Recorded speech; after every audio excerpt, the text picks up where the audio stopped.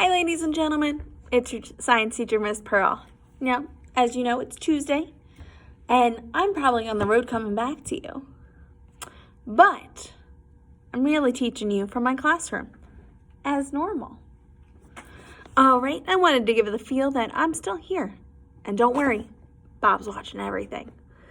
So, we've done some excellent things in understanding abrasion from Friday, which is the beating down of rocks from wind, water, and also just them rubbing against each other, as you can see in many areas with mountains. Again, Florida doesn't have mountains, but we do have plenty of rocks. We've also gone over in some thermal expansion and contraction and exfoliation, where the rock, heats up, but then it gets cold. Heats up, spreads out, gets cold. And that contraction and expansion and that constant heating and changing of the rock leads to exfoliation or just the rock changing in shape itself by expanding.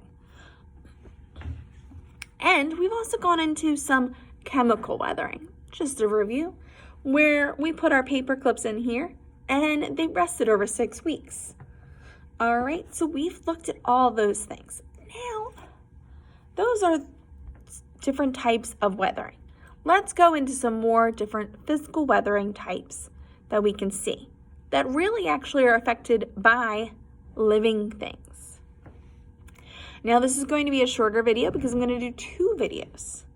One, right here in the classroom where I'm explaining, and 2, where I'm going to be outside showing you right here on the Oak Hammock campus how we can see human activity and, of course, plant growth. So, ladies and gentlemen, what is human activity or human impact, depending on what it's called in your book? Again, we use several different terms, but they all mean the same thing. Well, let's take a look at my wonderful built-up container. This has the 5 layers. There is more on our Earth, but we just went with 5 layers of different elements to show you guys how the Earth is different and how it changes over time. Now we're going to use these once I get back in creating a different activity each day to understand how Earth has changed over a 2-week time period. But now, let's just discuss this. So I have my wonderful box. It's with my 5 layers, different rocks, and of course, I have these wonderful houses that were made by different people to show our human impact. Now, has Earth always had built-up houses or in-ground pools? No. So over time, we have built and we've changed the way Earth is.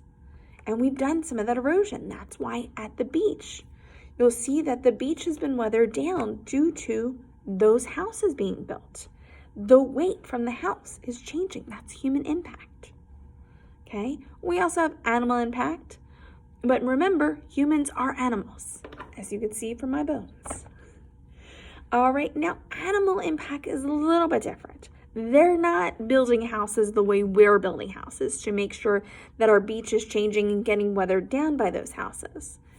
Animal activity is where they're digging holes. They're changing the earth.